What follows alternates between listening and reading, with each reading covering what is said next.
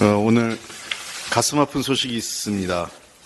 경북 문경의 한 공장에서 발생한 화재를 진압하는 과정에서 투입됐던 두 분의 소방대원이 소중한 생명을 잃었습니다. 국민 안전을 위해 헌신해온 젊은 소방대원들의 희생에 위로의 말씀을 드립니다. 다시 한번 고인의 명복을 빌고 유가족들께 진심으로 위로의 말씀을 드립니다. 화재와 재난 현장에서 목숨 걸고 일하는 소방대원들의 안전 확보에도 관심과 지원이 필요합니다. 다시는 이러한 일이 반복돼서는 안 될 것 같습니다. 오늘 본회의에서는 농어촌 등 의료 취약지역의 의료 서비스 확대를 위한 농어촌 보건의료법, 국가 R&D 과제평가의 공정성과 신뢰성 제고를 위한 국가연구개발혁신법, 메타버스 산업 육성을 위한 가상융합산업진흥법, 교통약자 배려를 위한 교통약자 편의증진법 등 약 70여 건의 법안이 처리될 예정입니다. 민생과 관련된 법안들이 많기 때문에 잘 처리해서 현장에서 국민들의 삶이 개선될 수 있기를 기대합니다. 윤석열 대통령이 이태원 잠사 특별법에도 거부권을 행사해 참 안타깝습니다. 그리고 이후에 발표된 지원책은 국민과 유가족에게 또 다른 모욕감을 준 것입니다.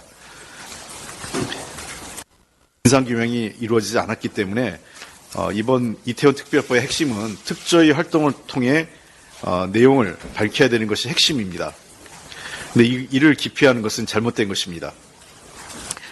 생활안정자금 지원, 의료비 지원 등으로 돈으로 진실을 가리려는 행태는 매우 잘못된 방식입니다. 유가족분들에게 진심으로 그분들에게 다가가서 그분들이 원하는 것이 무엇인지를 대통령과 정부 여당이 경청해 주기 바랍니다.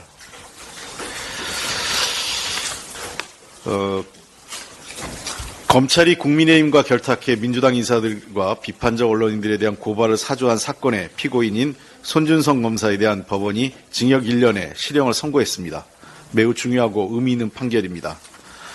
첫째, 하나회와 같은 정치검사들이 정치권과 결탁해 민주주의 근간을 흔들고자 했던 행태에 사법적 심판이 내려진 것입니다. 그리고 둘째, 윤석열 대통령이 검찰을 자신의 정치적 욕망 충족을 위해 사유화했다는 것이 드러난 것입니다. 그리고 셋째, 이 과정에서 검찰의 수사권 남용, 증거인멸, 재판 중인 피고인을 승진까지 시키는 불법적 그리고 비도덕적 행태가 드러났습니다. 재판부가 법리상 공직선거법 처벌을 어렵다면서도 별도로 이번 사건이 정치적 중립성을 심각하게 위반하는 행태라는 점을 명백하게 지적한 것은 정치검찰의 해악을 분명히 지적한 것입니다. 이 사건이 자신에 대한 정치 공작이라고 적반하장식 태도를 보이다가 나도 모르니라고 발뺌했던 윤석열 대통령, 그리고 한동훈 비대위원장, 그리고 국민의힘 모두 국민 앞에 사과하고 책임져야 될 일입니다. 한국 경제가 계속 나빠지고 있습니다. 윤석열 정부의 무능과 무책임으로 경제가 무너지고 있는 가운데 많은 경제 분야에서 최악의 기록을 경신하고 있습니다. 작년 한국은 1.4%의 매우 낮은 경제 성장률을 기록했습니다. 이는 1960년 이후 역대 5번째로 낮은 수준인데요.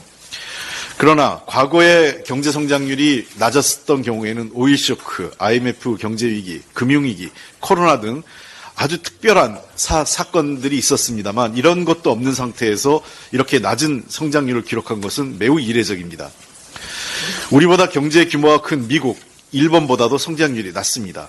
특히 IMF 이후 25년 만에 일본에게 성장률을 역전당한 것입니다. 작년 제조업 생산은 IMF 이후 25년 만에 최대 감소했습니다. 주요 산업인 반도체 생산도 22년 만에 처음으로 감소했습니다.